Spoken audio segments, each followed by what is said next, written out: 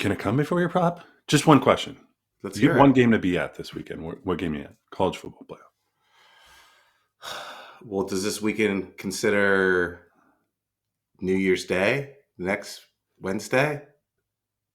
Like, are you staying there? You're saying, like, do I get to go to the game then stay in that location for New Year's? Is that what you're saying? Yeah, because the bowl games are this week and the big games are midweek, aren't they? Yeah, I just ruined your question. you did. Rose Bowl. Okay, good. All right, off we go. Do you know what this is? Just don't read. Just look kind of quickly. Just look kind of quickly. You know Yeah, what this is? yeah. You got different holes, drill bits for holes. This is not what it seems like. We're playing White Elephant. I pick it. I'm like, great. I got darts. Where's the dartboard? I'm describing the gift. One of Jen's friends yells out, "What the fuck is Kyle going to do with that? He's not handy." My point is, some things in life, things aren't what they seem. Right.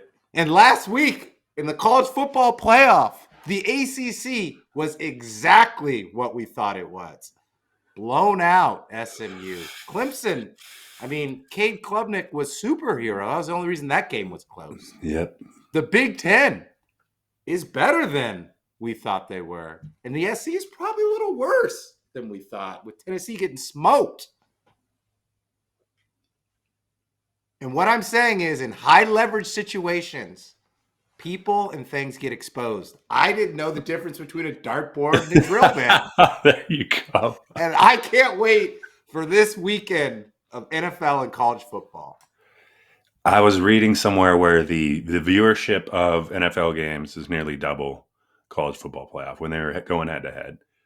I am excited where they figure out how to span like 50 games over the course of 7 days. People are going to play at midnight, so you get solo action. It's going to get egregious and fun. But that said, college football held their own. Yeah. Even in some games that, as you said, weren't well contested. I mean, Clemson was overmatched, as was SMU. You said the Big Ten is better than we thought they were. I think those top 3 teams are top 5 teams. Not the whole conference, just the top. Yeah, just the top 3. But to have Oregon playing Ohio State again is something you discussed early on in this process that I don't believe should happen. You think they should reseed? Yeah, let's reseed. Let's reseed after that play-in round, if you want to call it that. So then Oregon would get Arizona State. Correct. Texas would get Boise. I'm sorry, yep. Georgia is the number 2. Reward them, lowest remaining seed. I mean, they do that. I believe they do that in the NFL, don't they? They do. They reseed in the NFL. Yeah. So that's like they should reseed. They should either change the format and don't let a team that wins the conference get a bye. Like, yes, you won the conference, you make the tournament, but you don't get a bye. You get a 3 or 4 seed. Mark Emmert is Mark Emmert still the head of the NCAA? Correct. So. I believe he's still the president. He has the hardest job right now. I thought it was the Department of Transportation here in Seattle because it's hard to get. It's Mark Emmert. Like, how are you going to reshuffle the deck to accommodate just everything that's going on around NIL, college football playoff? But this is one thing that's. He needs to pick up the phone, check his email, text some people, reach out.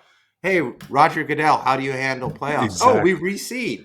And then he could reseed. Yeah, exactly. There was an article, Dan Lanning reached out to like NFL teams and talked to them about, hey, how do you evaluate positions? Just because I want to see how, because we want to bring more NFL players in. I want to bring NFL players in and evaluate them how you're evaluating them so that I can get more kids in the NFL. Humble yourself. Yeah. And he wants to win a national championship. Well, it's true. He wants to, and the subsequent, outcome of that is winning a natty because you're bringing in more NFL players. But I think my point is to what you said. Yeah. Call Roger, get it right. Ask for help. These are unknown, unknown waters. Yeah. My challenge with the NCAA is they just go down a path and they just stay down that path. Like, make some changes.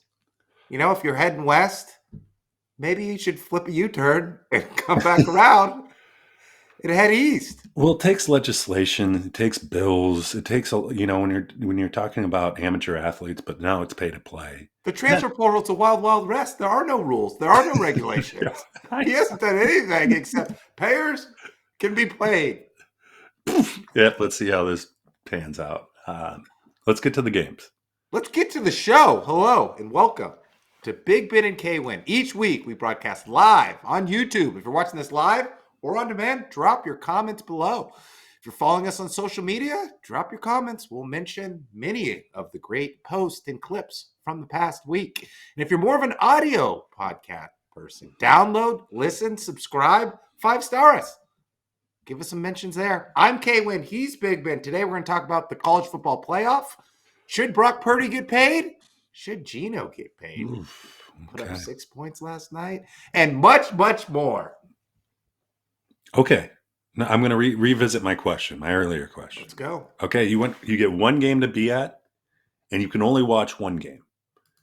So one game to be at, and you can only watch one game. Rose Bowl, Ohio State versus Oregon. It's early. Yeah. Let me say it again. Rose Bowl, Ohio State versus Oregon, because the winner of that game is going to win the Natty. You don't need to watch anything else. You don't need to follow anything else. They're the two best teams going head-to-head, runaway freight train to the Natty. And my winner is, I know I said Georgia a couple weeks ago, and hey, I thought Carson Beck was going to come back at some point. He's not going to come back, but my dogs are still going to beat Notre Dame. They're going to advance. It's the Ducks. They're going to do it. Yeah. Quack, quack. It's the Ducks. Hear that, Ducks fans. I know you're adding me. I know you're pissed at me. But hey, I'm picking your Ducks. So congratulations. You succumbed to the duck pressure? I did. Jeez. I want to watch Texas play ASU in Atlanta. Can you imagine those fan bases coming together? Whew. That's gonna be a good time. That student body. Honey, why are you sitting in the student section? Don't worry about it. And if I had to watch only one game, I do want to watch Notre Dame versus Georgia. Yeah. This is an opportunity for Notre Dame to prove to the rest of the country. They don't live in a conference per se. They dabble in other conferences. But this is one opportunity for Notre Dame, all the backers. You can go out and beat Georgia. I mean, you cement yourself in. There's always that skepticism, like who is Notre Dame really played?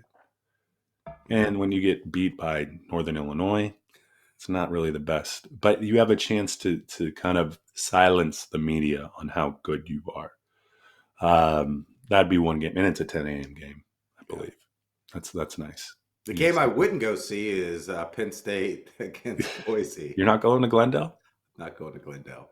Oh, man, can you imagine both those fan bases descending into Scottsdale? Is that the flip of Texas and ASU? Yes, that is the absolute flip. You're right. They were. Kyle, why are you sitting in the senior citizen section? Best ticket I could get. Whoever's selling sunscreen, cabana to cabana, is making a mint because those two fan bases have not seen the sun in some time. So you got that going for you. All right, pick them. All right, well, let's start in order. So I guess Penn State.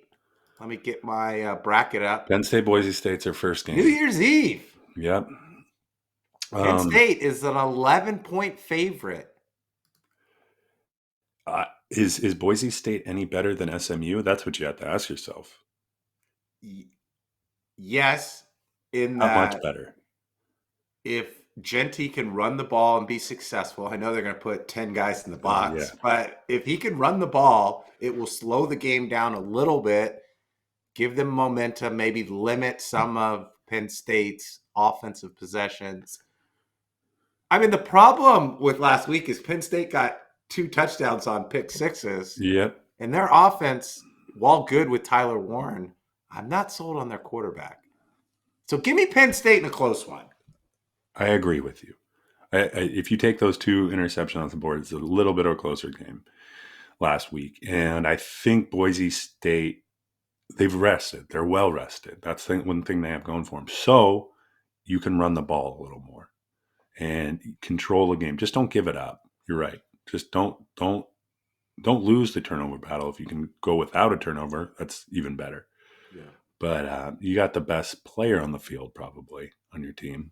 That's what you got going for you. Now, I would say just don't run them in the teeth of the defense. Seriously, try to get them on play action, dumps, bubble screens, whatever you can do to get them in space. Because if you try to run them between the tackles, it's going to be ugly. Yeah. Penn State's got a good front seven. Yeah. Abdul Carter. Yep. Okay. All right. Moving on. Next game, we've got 10 a.m.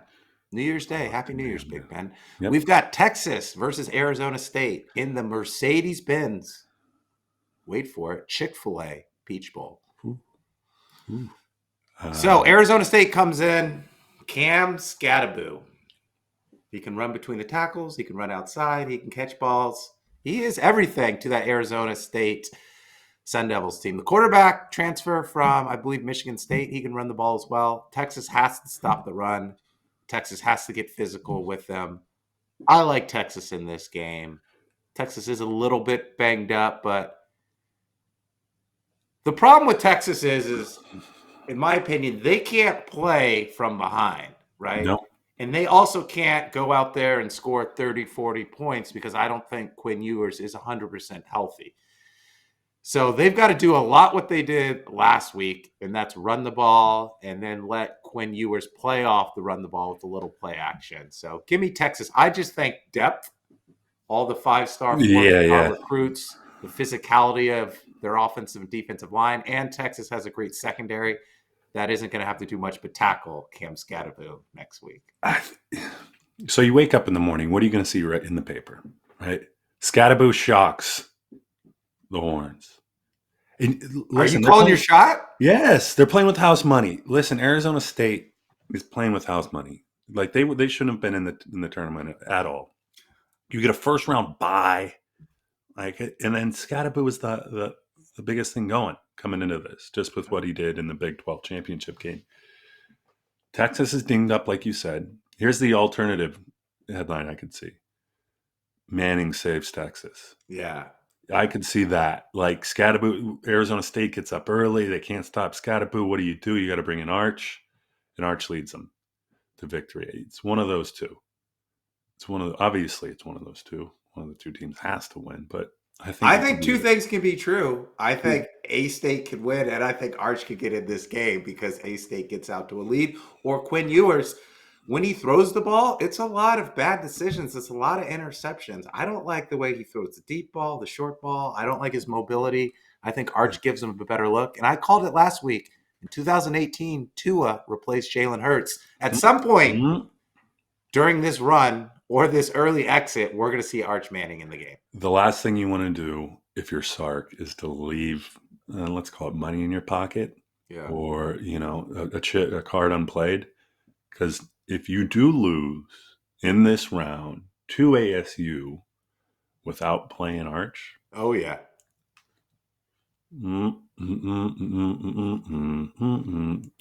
Sark isn't going to be in a good position come day after if you do. So, is there any way Arch transfers? No, they're paying him too much money. I think he's trying to create a legacy, right? He wants to go create a legacy. If you think of the Manning brothers, the dad, they went to their particular school, Tennessee, Ole Miss, and I believe the dad went to Ole Miss too. Yeah. Yeah. So you got a guy that wants to create a legacy. He doesn't want to be the guy that went to Texas for 2 years and then Ole Miss for one. And Tennessee, wait, he could do that. Transfer to Ole Miss for a year, then do Tennessee and rewrite the record books for both of his brothers, or his uncles, would it be? Uncles, yeah. Uncles. But Sark was a quarterback in the NFL. It's a great offensive coordinator so far. Seems like he's a good coach. I think Arch's best pathway to success in the NFL is through Sark. I don't see him going to Oregon or Notre Dame. And how is he going to develop? Yeah, exactly. All right. The grand poopah of them all. The Rose Bowl. Keith Jackson. Granddaddy of them all. Grand poopah. I like poopah. Granddaddy. Keith Jackson. Keith Jackson, yes. Ohio State, Oregon. Does Ryan Day get fired if he loses to Oregon? No. Twice? No? He's through the clear. He's good. He covered last quarter. Made up for Yeah. his losses, and now he's back to hit his quota for a year. Yeah, he looked great. Okay. Closed a $20 million deal, knocked the fighter out in the first round. Brought it in last Ohio Thursday. State went from these guys are so underrated, $20 million team, a bunch of frauds, fire Ryan Day, to like, oh my God, this is a runaway freight train of talent on the offensive and defensive side. And if you look at last week, everyone thought it's cold, they're going to run the ball, but they increased the tempo. They got the ball out in the perimeter, and they used their offensive weapons. This is going to be a high-scoring game. This is going to be a great game. I can't wait to see it. I think there was 10 lead changes in the last game that they played. Yeah. And it's, I forget what game I was listening to, but a lot of announcers will come out and say, listen, who's going to win the game? Well, it's whoever has the ball last. And that's probably going to be the case in this game too. It's you have too much talent in the field for one team to overcome or beat up on another team as bad as it. The only difference, turnover battle, but you got two quarterbacks that are smart enough. Gabriel and Howard are good enough to not, put their team in a position where they're playing from behind all that much or more than 2 scores. And you can beat the same team twice. Georgia beat Texas twice. Last year, UW beat Oregon twice. It is hard to do. There might need to be some security, these fan bases, 2 fan bases, I could see them going at it pretty hard. The Buckeye versus the Duck. Like, what about Mr. Buckeye? Mr. Buckeye is going to be fired up. But it's the cool California weather. Everyone's going to be laid back. No. That does not matter here. No, absolutely not. I want to know, what are tickets going for here? I want to know what tickets are going for. All right. Whoa, Ohio State is favored? Is that right? Let's see. Yeah, 2.5. Ohio State. Wow. Talk about being the underdog to now being the favorite in this game against an undefeated team. Tickets are $321 to get in the door. That's not cheap. I mean, you're going there, you got to go in, right? Yeah. Who wins? Ducks win the Natty. Quack, quack. I can't. If you're in the Pac-12, you said Phil Knight wins the Natty like a month ago. Are you going to change that? I mean, I wouldn't be surprised if someone popped up from the transfer portal and just injected themselves onto the team. Like somehow they found a loophole for both these, or that's the amount of money they have. It's tough to beat a team twice. I think Ryan Day's using that, that narrative that you just talked about, the whole overpaid players, we're giving them 20 mil. They aren't good. I think Bama's won the national title with 2 losses before. Yeah. So it's been done. It's whoever has the ball last in the game. So who you picking? Whoever has the ball last. All right. That's fair. All right, moving on to the last game. We've got Notre Dame against Georgia in the All-State Sugar Bowl in New Orleans.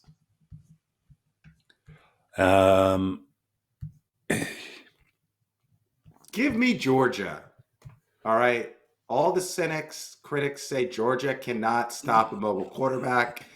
They lost to Bama. They struggled against Georgia Tech. Riley Leonard is mobile, but he can't throw the ball down the field, or at least we haven't seen him throw the ball down the field. I think Georgia's defense is going to dominate this game. I think Georgia has so many weapons. There's going to be a lot of running, though. Running of Gunnar Stockton, running of Travis Etienne, running of Frazier. Some balls over the middle, some things over underneath. They're not going to go down the field. They're not going to turn the ball over. But their defense will make some plays and put them in great scoring position. And I think they can shut down the run game. They've seen better run games in the SEC. They've shut down Tennessee, one of the best running attacks in college football. I think they can shut down Notre Dame. The quarterback position is so important. You got to have someone that's been there before. It's tough to throw unless you're Arch Manning, where you've probably been in a position similar in high school to these games. So I don't know. Kirby tends to get the best out of his players. He can deliver a message. Be like, no one expects this. You got the entire country. There's more Notre Dame fans than there are probably Georgia, Tennessee, and so forth combined. Like, it's just, they're ubiquitous. They're ubiquitous. I think you'll have them up for the game, and I think the fact that they had a bye will help. I think, if you lose a quarterback without a bye, it's tough to insert an offense that the player's comfortable with. It's tough to, but they've had a couple weeks to prepare, and so for that, I think Georgia wins. Go Bulldogs. All right. So we've got games New Year's Eve, New Year's Day, leading us to the 9th and the 10th, where Big Ben will be having his second kid. He'll be out. K-Win might be doing the show with Theo. Let's get into the intern did some things for me. Okay. I want to go into the debate. You brought the topic up. Do you re-sign Brock?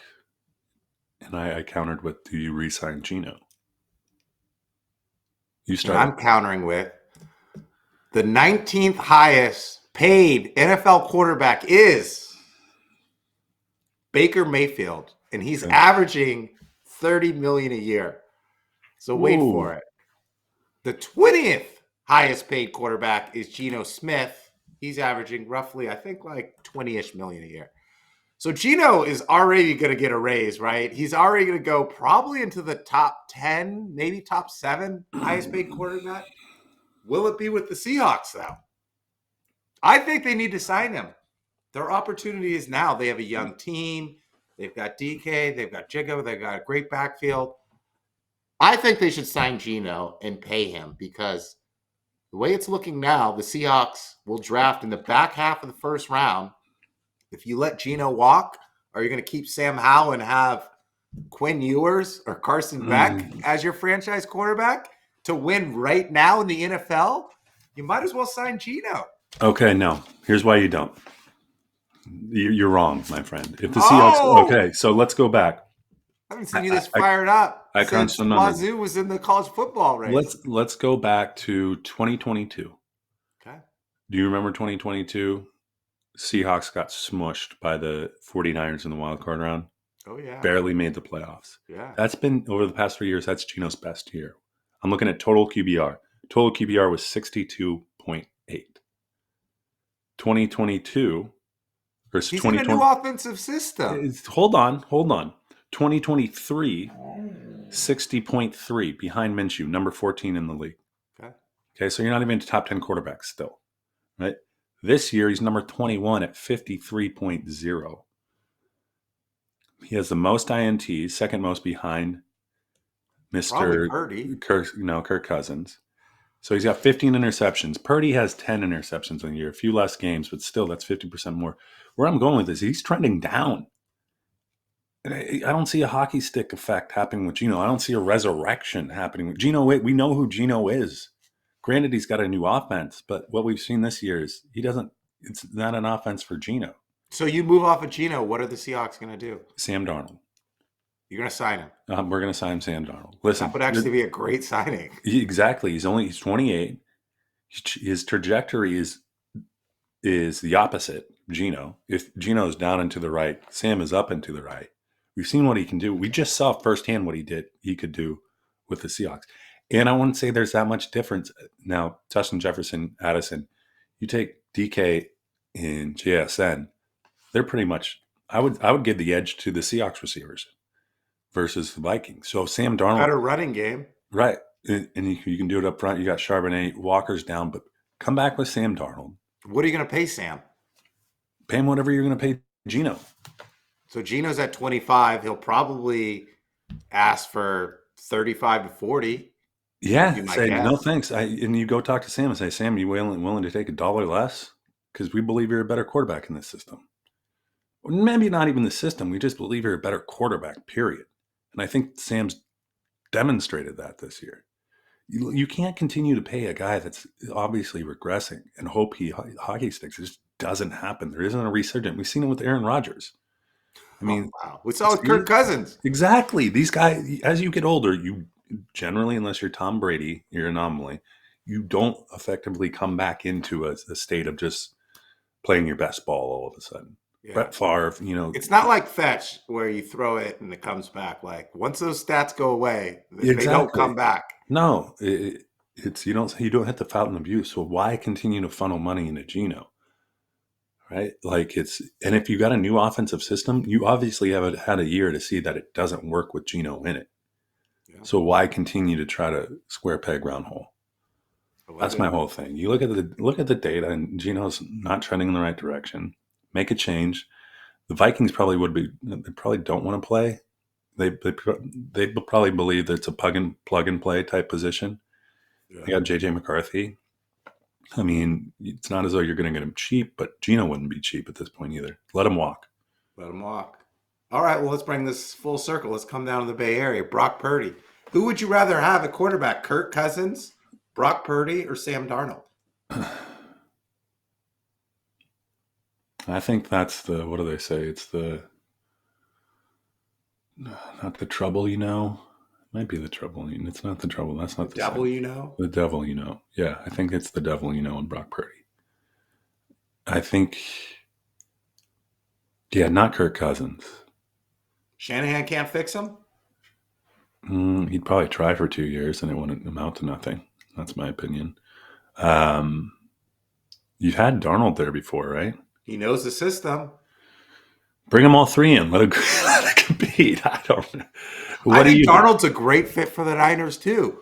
Like, if you go back to my earlier statement, he's probably going to get, my guess would be like 30 million, right? He'd probably be in like the top 15 quarterback. Brock is probably going to ask for like 40 million. And I don't think he's worth 40 million. I'd rather have Darnold at 30 million or Kirk Cousins if he took a Russell Wilson type deal. Maybe that. Like, we've seen Brock do well with a lot of players and a lot of talent. We've also seen him not do well with no players and no talent. And the Niners keep running him out there. He's making bad decisions. I don't think he's a $40 to $50 million quarterback. And I don't know if he's going to ask for a price cut. I think he's going to walk. I think there was a lure to Brock Purdy because he was punching above his pay grade, right? Like the Niners, they were able to invest elsewhere in a big way. And just because Brock Purdy was making he was making like $1 million this past year, barely. What about this? Sam Darnold's going to have a market out there. He is. There's definitely, I think there's no, you talked about this a few episodes back, how you need a veteran quarterback in front of, and the Vikings subsequently, there was no talk of JJ McCarthy becoming the starting quarterback because he hurt, right? So, yeah, there's going to be a market for Sam Darnold. You look at the other free agent quarterbacks. Let me just name a few of them and see how, because you're only as marketable as your competition in the market, right? So it's not Brock as though has one more year on his rookie deal. So they would either get an extension done this offseason or they would let him play another year. Where Sam is a free agent. And if you look at the teams that need quarterbacks, the Jets, the Giants, the Raiders, and maybe the Steelers after the last couple of weeks, they might want to go in a different direction. But you look at the free agent market is Sam Darnold, Geno, potentially Geno, yeah. I think he's restricted, but Zach Wilson is another name. He's not going to win you many games. Andy Dalton's out there. He's nearing 40. Rodgers would be out there, but beyond that, it's no one. It's no one. So Sam Darnold's going to have a lot. He's in terms of anyone in the league hitting it at the right time, it's Sam Darnold this year. Yeah. He's got the Vikings at 11-2, 12-2. If I'm the Niners, I stick with Brock Purdy. I don't think you've seen him with everyone fully healthy for one more year. Pay him $40 million? No, I let him play his contract out. Okay. And then figure it out later? Here's my theory on the Niners. Brock Purdy's been sacked, I think, like 6 or 7 times in the last 2 games. Trent Williams, they shut him down. Offensive line is young. I think they're throwing him out there to bring down his value. You think so? There's no weapons. There's no reason for him to play. Yeah, that's true. His shoulder hurts. Like, rest up. Yeah. Arbitration, you saying he goes to arbitration at the end of the year? Oh, sorry, you had 15 those last 2 weeks of the season. Knock a couple mil off the top line or bottom line. I think you write up a contract with him, right? Here's what we believe you're paid. Put it on the table. Let the ink dry, and say. And there's not contingencies to it, but given that you guys have probably the most talented team, I believe the 49ers were Most second. talented team on IR. Well, they had the second best odds of any Super Bowl team going into the season, so that tells you something. Yeah. Get rid of Geno, please. Let's see what we can. Hey, you sold me on that argument. Okay. Downward trajectory. Why is good quarterback so sparse? It's hard. It's system, it's personnel, it's coaching, it's confidence, and sometimes all of that doesn't blend together. I guess you're right. I think it's when I watched that Seahawks Vikings game, people, oh, it's Geno. Oh, like he can't win this big. No, they just had a better team. The better team wins. They had better coaching. They had better players. They had better system. They had everything. The Seahawks have not figured it out. And it's going to take a little while to figure it out. Yeah. They got the pieces. They just don't have the instructions all right. All right, do we get out of here? Do you want to do social media mentions real quick? Do you want to go or you want me to go? You go first. All right, let me find them. There's so many for me to scroll through. But there was a great one on TikTok. All right. We said the NFL is stealing Christmas. NFL took on the NBA. It was a success. And we got at Z1 Time, also known as Blues. He said the NFL is getting close to damn pay-per-view. And he's right. They're on Netflix. They might be on Hulu. They might be on Prime more on a regular basis. It is turning into pay-per-view, and I'm paying for it. I'm signed up. Oh, that is a wonderful point. I mean, yeah, you'd think you could get the games. Those satellites that you stick on windows and you're able to get they're not satellites, but just little things that bring in, you're not going to be able to get one game probably next year. Maybe two. Maybe three. It's trending that way. ABC. All right. Ryan Day's legacy at Justified Takes. Wonderful handle. What legacy does he have? 1-4 against Michigan. No Natty. Notorious big joker in big games. Yeah, man. Hell of a legacy on the line. Ryan Day getting roasted. Roasted. Absolutely. You forget how important that record against Michigan is. Yeah. He's lost 4 straight to Michigan. Oofta. Yeah. Flag planting and everything. Mm-hmm. That's tough. All right, let's get out of here. At Big Ben Kwin _ on social media, TikTok, Threads, Instagram, Facebook. Make sure you give us some of your social media mentions. We'll talk about them on the show. Download, listen, subscribe wherever you get your audio podcasts. If you're more of a video podcast, we're on Spotify with video, and we're on YouTube each week. Subscribe, 5-star us, and go Ducks. Who am I going to ride? Hey, I don't know if I'm going to be watching the game. I'm going to be drilling this weekend. What's this one? Forks up. Forks up. Forks up. Only previous Pac-12 team remaining in the playoffs. I like that A-State upset. I love it too. I love it. It's kind of like the little engine that could, Somehow Kenny they ended up Dillingham, there. all fired up in Tempe. Dillingham is what, 32?